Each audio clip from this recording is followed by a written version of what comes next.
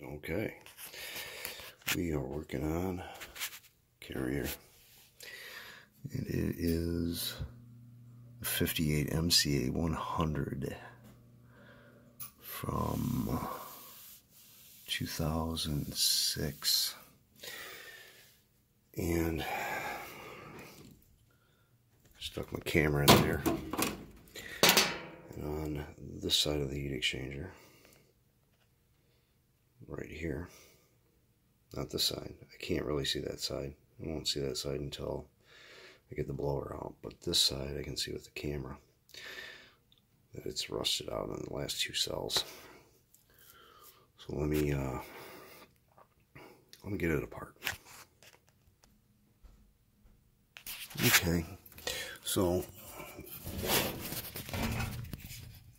right there,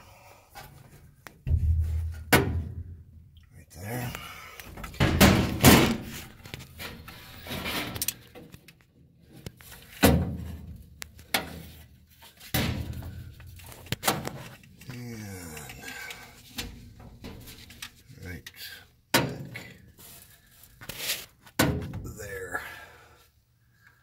There it is.